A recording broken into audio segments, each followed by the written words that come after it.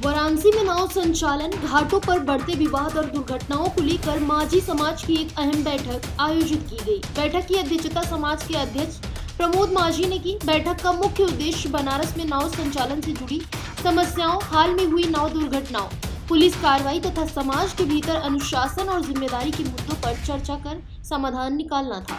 साथ ही विभिन्न घाटों पर बढ़ते दावेदारी विवादों पर भी मंथन किया गया। प्रमोद माझी ने कहा कि रामनगर 80 घाट सहित कई घाटों पर संचालन को लेकर मतभेद और टकराव की स्थिति बनती रही है, जिससे संवाद के माध्यम से सुलझाने की जरूरत है। उन्होंने स्पष्ट किया कि समाज लड़ाई से अधिक बातचीत में विश्वास रखता है, लेकिन यदि सम्मान और अधिकारों पर आंच आए तो जवाब भी दिया जाएगा। बैठक में हाल के दिनों में नाव पर सैर के दौरान कपल और पर्यटकों के साथ हुई घटनाओं पर भी चिंता जताई गई।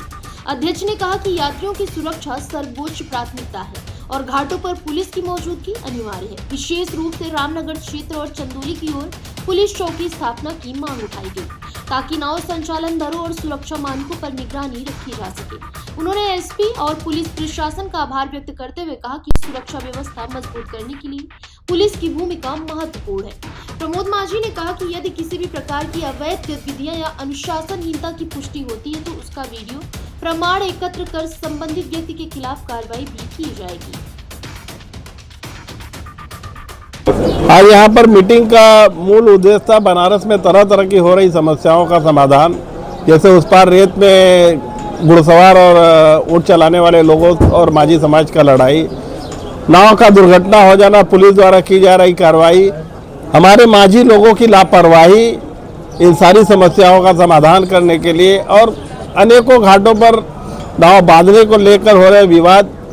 आज ये मीटिंग हमको लग रहा है कि शायद बनारस का इतने दिन में होने वाला शायद सबसे अहम मीटिंग है, क्योंकि आज बहुत सारी समस्याओं का समाधान यहाँ पर किया जाएगा, जिसमें लोगों के हर हक की जो लड़ाई है उसको भी आज यहाँ पर बहुत सारे जगहों की क्लियरिफाई हो जाएगी। रामनगर के बारे में भी बात किया जाएगा, मधुरमा के बारे में भी बात किया जाएगा, सराय मोहाना और राजघाट का जो विवाद है उसको भी आज यहीं से सॉर्ट आउट किया जाएगा।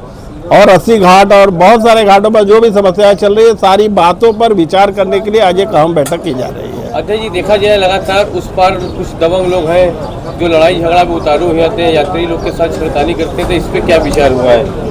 देखिए, निश्चित तौर से आपने जो कहा वो जायज बात है, दबंग लोग हैं उस पार में, लेकिन आज शायद आप भूल गए कि हमारा ही वो कौम है जिसको अंग्रेजों ने भी एक तरह से क्रिमिनल कहा है। तो अगर हम अपने पर आ जाए तो शायद हमसे बड़ा दबंग कोई हो नहीं सकता है, लेकिन तब की बात और थी। और आज की बात यह है कि आज हम पढ़े लिखे लोग हो गए हैं, हमारे लोगों से अब लड़ाई कम, बात की बातें ज़्यादा होने लगी है। लड़ाई करने पर आमादा हो जाए तो हमको नहीं लगता है कि पूरे हिंदुस्तान के लोग मिल के भी हम लोग से लड़ेंगे तो शायद हम लोग कहीं से पीछे हटेंगे। ये एक देखा जाए तो ये एक कौमिक लड़ाई है। एक कौम के लोग यहाँ पर आते हैं और वो अपना वर्चस्व बनाने के लिए हमसे लड़ाई लड़ना चाहते हैं। तो आप देख सकते हैं ना, एक दिन की लड़ाई के बाद वो जैसे गधे की सींग जो गायब हो जाती है ना, उस तरह से वो आज गायब है। निश्चित तौर पर अगर वो बात करेंगे तो बात होगी, नहीं तो लड़ाई का जब मामला सामने आएगा ना तो आप देखेंगे लड़ाई तो वो होगी कि उसका जवाब सिर्फ बनारस नहीं पूरा हिंदुस्तान देखेगा कि वास्तव में हम मल्लाह किस तरह से किसको जवाब देते हैं। फिलहाल इस खबर में बस इतना ही।